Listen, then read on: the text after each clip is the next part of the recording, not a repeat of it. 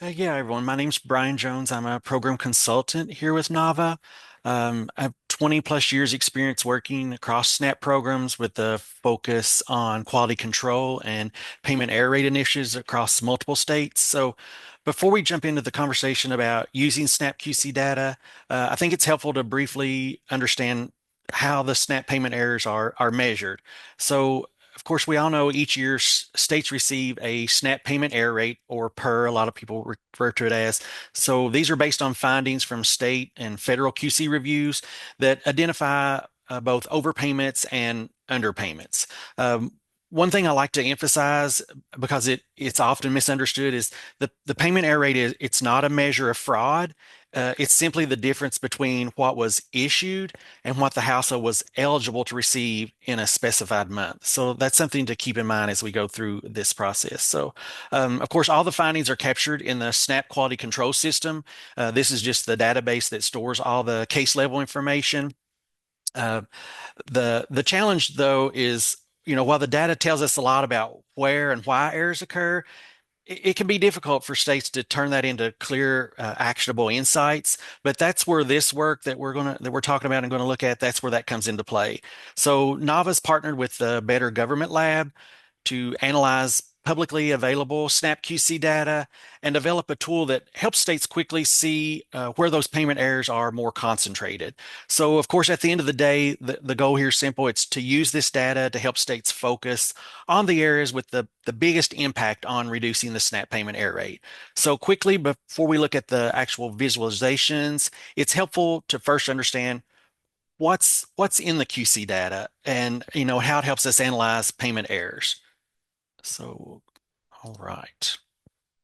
So, of course, like I said, the SNAP QC system collects detailed information on cases where payment errors occur, and that data helps us understand three key aspects of an error. So, first, the error element.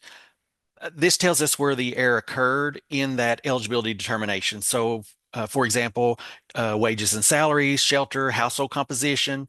And then next, it shows us the error nature. This tells us what specifically went wrong in the case. So maybe income wasn't reported, or a deduction was allowed that should not have been. And then third, the error cause, which explains how the error actually occurred. So was information not reported by the household, or maybe the agency applied policy incorrectly?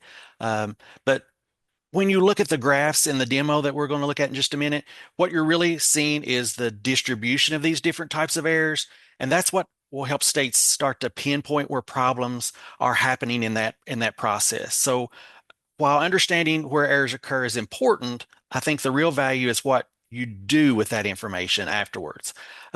So the next slide looks at how this type of analysis can help states prioritize that. So here you see, of course, once you have that data, the goal is to move beyond just reacting to QC findings and start using it to prevent these errors earlier in the process. So, of course, the first step is to identify. So, really understanding the common sources of errors like earned income, shelter, household composition, because once you know where the errors are happening most, then you can prioritize that. The second step you'll see here, this is target. This is where states can focus internal reviews on higher risk cases. So, for example, cases with complex income or larger benefit amounts or even multiple deductions, because those tend to be the ones where errors are more likely to occur.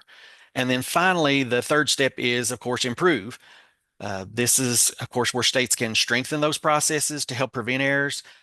These could be things like improving verification processes, providing targeted staff training, or even making system enhancements. So if you focus your time and resources on those areas that drive the most errors, you have a much bigger impact on reducing the overall SNAP payment error rate. So that's just a little, we've talked about, how this works, but I think we want to see how you can visualize this with the tool. So for that piece, I'll turn it over to Laurel, who's going to walk through some of the graphs generated from this analysis and what they can tell us. So. Great. Thanks so much, Brian. So the first thing I want to talk about is how we're engaging with states and what this tool looks like from the state perspective. We're producing reports using FNS data to provide insight into state payment error rate, and QC patterns. And because those are limited due to the fact that we're using primarily publicly available information, we're also collaborating on data analysis with states to take full advantage of complete updated data that states have access to internally. Can you go to the next slide? Great. So first I want to talk a little bit about the data source. So we're using publicly available FNS data on accessible FNS data on quality control errors. This data goes from 2017 to 2023, and it has a really important omission. It includes only cases which were eligible but had an under or overpayment. That means that it doesn't include cases that were ineligible, where the entire amount of the payment is an underpayment or an overpayment. Our data analysis approach on the next slide is twofold. So first we do look at descriptive statistics, and we assess, which give us a sense of what's going on overall with the state systems as a whole. But then we're also engaged in predictive modeling, and the predictive modeling helps states understand what factors can predict cases that are likely to have errors. So the descriptive statistics give the overall sense of where errors are occurring in the system, and the predictive modeling helps identify particular rules that might help states focus on cases that are highly likely to have errors, so that when they're targeting additional support to ensure that those cases don't have errors, they can choose high value areas, high value case types that are especially likely to have errors. And I'm going to talk through a little bit of what the visualizations look like. So the first one is this first graph shows you SNAP QC errors by cause in dollars. And so on the y-axis, on the left-hand side, you can see that it's showing the percent of the state's errors in dollars, right? Not the percent of the state's error in number of cases, but in dollars itself, in dollar total. And we found that states are particularly interested in this because cases with more with a higher dollar value contribute more significantly to the state's PER. On the x-axis, on the bottom, you can see that we have all of the different causes, or the top 10 causes of payment error for the state. And I just want to flag, we're not using state names. This isn't about talking about any specific state or the details of any specific state. It's about helping you understand what kind of data analysis we can do and what each state can, what kind of information each state can get. So if you look at this one, you can see that for each cause, there are a whole bunch of gray dots. Those gray dots are all of the other states. And then there's a single larger green dot. That larger green dot is the state that is highlighted in the specific graph. So in this case, you can see that this particular state had 50.8% of errors caused by reported information disregarded or not applied. That's very high. It's in fact the highest for any state. And so you can see that there's a huge amount of variety in whether states are whether states have this particular cause of error. In contrast, the state's second leading type of error is information not reported by the client. That's in the second column of dots. And you can see that that's 15.3%. And that's actually quite low. It's below most of the other states. And so for this state, focusing on client reporting, right, would probably be less effective than focusing on internal controls on whether reported information gets effectively applied to specific cases. And you can see, we can look at the second slide. You have essentially the same setup here, also errors by cause.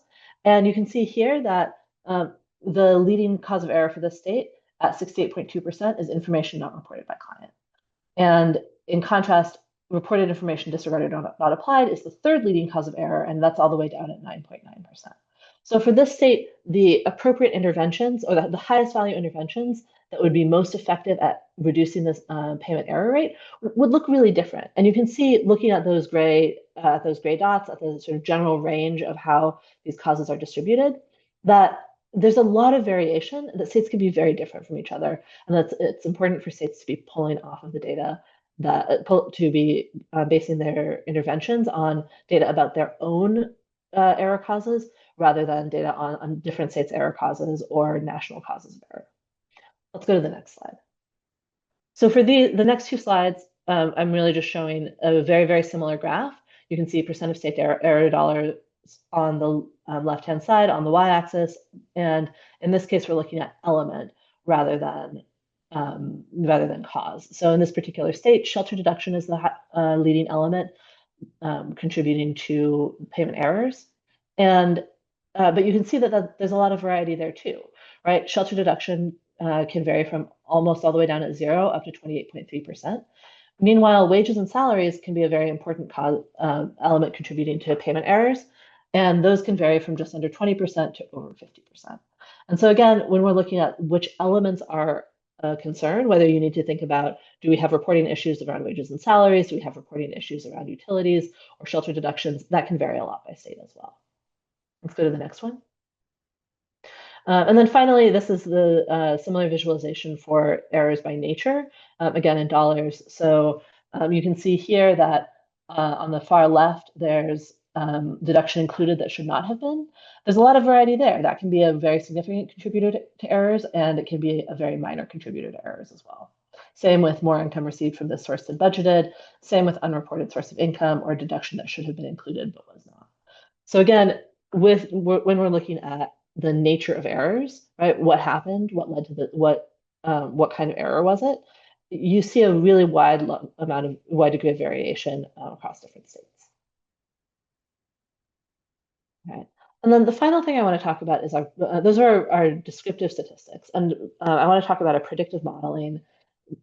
This is just one of the examples of the kind of work we're doing. We're also doing some graphs that identify specific factors and how those factors vary by states and how different states compare in whether a particular element, a particular piece of information about a case, like household size or self-employment income, is going to help us actually predict whether there's a payment error. In this particular case, we're creating a decision tree. Oh dear. Looks like there's like one of the things I tried to change didn't get changed. Okay, so we're looking at a decision tree. And so this decision tree is based on data that hasn't been updated. So it's not actually relevant to any specific state. There's a bunch of complications in the predictive modeling related to using the data that's reported versus the data that actually that states have access to.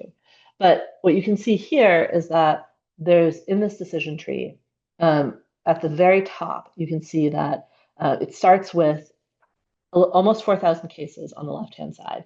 That's almost 4,000 cases with no error.